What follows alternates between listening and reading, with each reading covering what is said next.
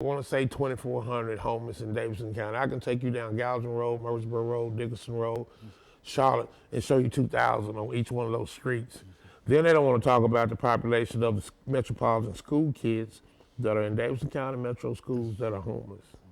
You think that there's a large number of, well, where does an individual who has children, where does his children go to school? I mean, they have to go to school somewhere. They go to the metro public schools, but they can't give us the exact number. But we know, I know at least 2 years ago, it was estimated that we had 8,000 metropolitan public school kids that were homeless. Well, homeless, no place to call. And so they try to say that we have like 24, 25, they do the count. But I estimate, because I'm out here on the street, we have at least between 23 and 24,000 homeless individuals in Davidson County. And gentrification plays a part on that because sometimes we're camping our tents out where they're doing the gentrification, you know, and until we have to move, you know. It's just There's like, no kind of stability in terms of your life and whatever. Well, like I said, I'm surviving. I'm not living. I mean, this is the lowest form of poverty, and we have over 140 million people that live in poverty. But this is the lowest form when you're out on the street. Like I said, the Metro Housing Development Agency, they use the word affordable housing. They're building condos. They're not building low income. The only thing that's going to be affordable housing for me is if they arrest me because where I camp, I'm camping illegally because I'm camping on metropolitan government property. But I do pay taxes even though I'm not paying the taxes like they think by buying cigarettes or whatever. That's how I pay my taxes. So that's my property. I feel like you won't bill for me, so I'm camping on public property. So therefore, when they arrest me, they're going to send me to affordable housing, which is called a jail. And it will, our new jail will open up. Affordable housing. Yeah, it's green light special. And they're going to open this new jail up in July. So, and then right now we're getting ready to have something very, very big and spectacular that's going to happen in Nashville called the NFL Draft. So they're going to start arresting a lot of the homeless individuals that are out here on the street because they don't want people to see that part of the so-called It City. And the thing of it is, economic advance is not the same as human progress. And that's what we need here, human progress. We need the churches to stand up and say things. We need our community leaders to stand up and say things. We need our government officials to stand up and say things.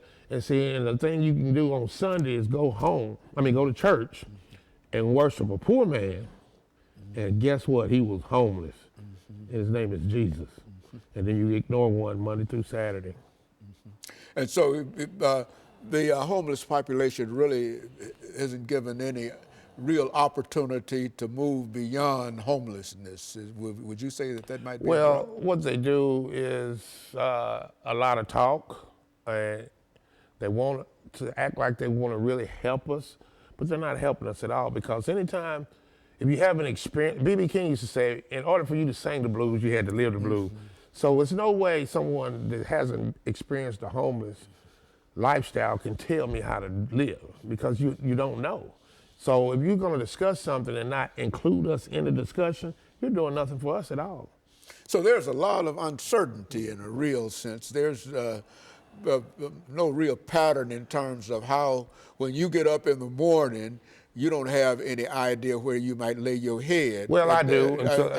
I do. Because I know there's a lot of ways of accommodating, that don't. But the thing about it is that's a mindset that people have, that even though you might have a place, that place might not be there for you when you get there at that night. Well, you're right. Uncertainty in reference to it.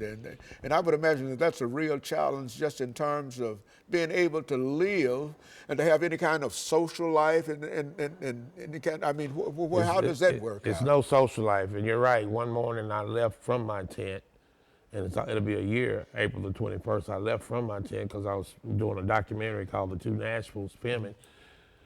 When I came back, my tent was burned to the ground. So therefore, I didn't have a place.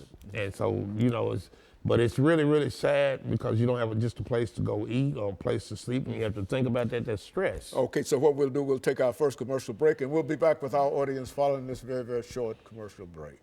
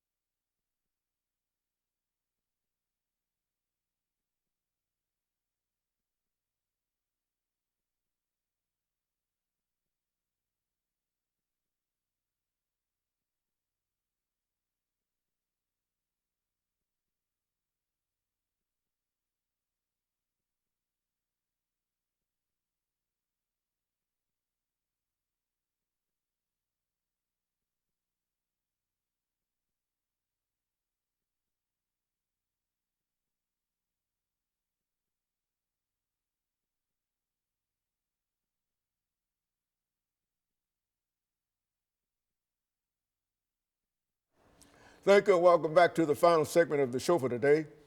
We're talking to Mr. Howard Allen, and the topic is homelessness and gentrification in Nashville. And so let's see if we can look at this last segment, Mr. Allen, and to have you to enlighten our audience in terms of some of the challenges over the next 10 minutes of being homeless.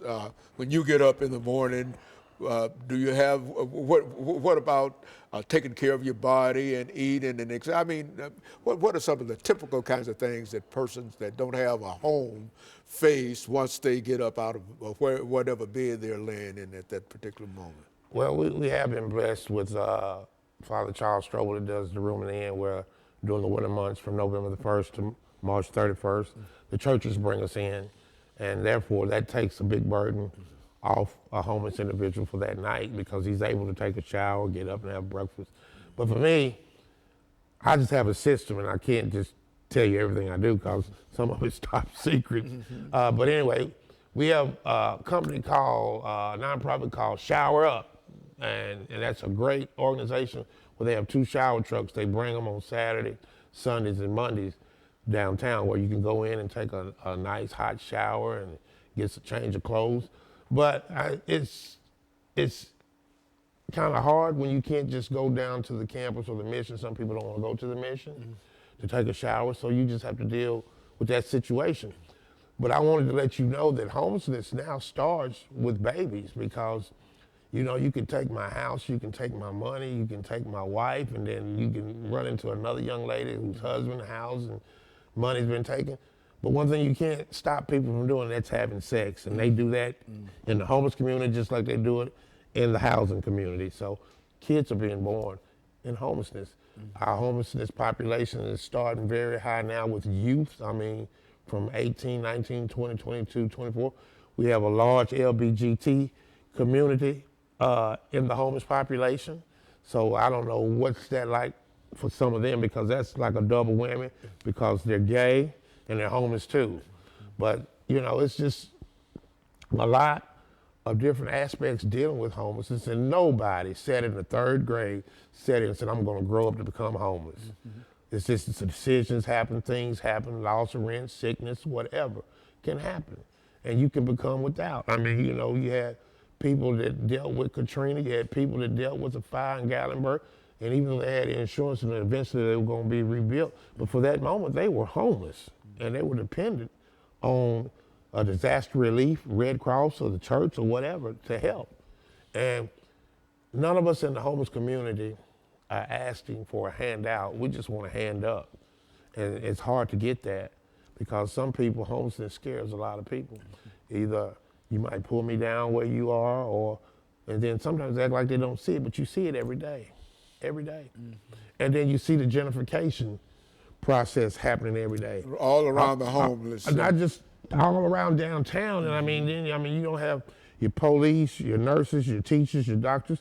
They can't live in Davidson County because this cost of living is so high. So they're living in Wilson County, they're living in Rutherford County, they're living in Robinson County, they're living in Montgomery County, because you can't afford to live here. And I can remember when Nashville was a good place to live. It was top secret, and I mean, a nice blue place. And now, man, it's got the New York, California aspect, but with the money. And it's just wrong, you know?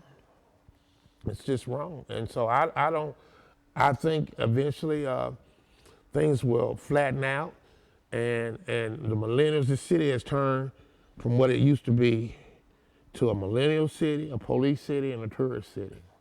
But the millennials are eventually going to play out, and then all this stuff that they're building, eventually, I think in the next 5 to 7 years, will go from affordable housing to low-income housing. Because my father sees, he carries us, you know, he sees. Yeah, you look at all of the construction that's built downtown, and what you're saying is that once people no longer can afford to live in these houses, what generally becomes of all of the housing? Yeah, I think it becomes low income. But right now, this city is full of corporate greed. Corporate greed. They're putting the profit before the people, and the people are the most important weapon aspect in the city. because we are the ones that make the city run. You think that, is there any effort, Mr. Allen, to sort of organize the homeless community? And if not, what would be some of the obstacles in terms of bringing people together and making them have a common purpose in terms of uplift? Well, I'm going to tell you, I was kind of protected when I was growing up. I'm a 61 baby. So some of my close friends, like Howard Gentry, was like a brother to me. I was kind of protected when that civil rights stuff was going on. I remember when Kennedy, Malcolm, King, Medgar, all of them, and Robert Kennedy got killed, you know. So I was kind of protected doing that. But let me tell you, I see some of the same similarities in the homeless community as far as dealing with blacks, the black community. Two things I know: when you have a census, you never get the accurate count on an African-American family, and you never will on a homeless family either. Why is that? Because when we don't want to be seen, we won't be seen. And the homeless community, we walk down the alleys, we sleep under the railroad track, and we'll know when the count is coming at 2 o'clock in the morning. So we're not going to be at our camp. And African Americans are the same way. But yeah, and we're not together just like the African Americans. Well, what is the purpose of trying to make an assessment in terms of the people in Nashville who are homeless? I mean, what's the purpose of that? I'm going to tell you, the homeless community is a community that you can make money off of. Homelessness is a $1 billion industry. So it's a commodity. They talk. Now, some people actually do really want to help, but that's a $1 billion industry. So why fix that? If you were a case manager, you had 800 people that you had to put in housing, and you put 800 people in housing, what's that going to leave you after you put them in without a job? So why fix that? And it's a revolving door. People become homeless every day. People that you wouldn't think to be homeless are homeless. And I see a lot of people tell me, Howard, you don't look homeless. What does homeless look like? So I asked the question, you know? And who would you say is the most famous homeless person that you know in your life? Dr. Haney, who would you say? I'm not sure I would know. It'd be Jesus. Jesus? Oh, I see what you're saying. Yeah, that's how I get a lot of people. Yeah, yeah. Jesus. Without anything. That's right. Real anything. Sense. That's right. Yeah, very good. Yeah. Well, how many homeless people relate to Jesus, though? Oh, we got to get it we get that every day, especially if you're in the mission. Oh, yeah? Yeah, they come. That's how they come, the religious aspect. But let me tell you, we know them better than a lot of people because anytime, like me, for instance, I've slept in 15-degree weather, and I drink a lot of water where I was in a box. And when I woke up the next morning, I was able to break my box down. And then when I went to get my water was froze. And my body's 85% water. So that's God. It's nobody but God, and I know it. Here I am, asleep and able to get up, and then I break my campsite down, then I go back to get my water's froze.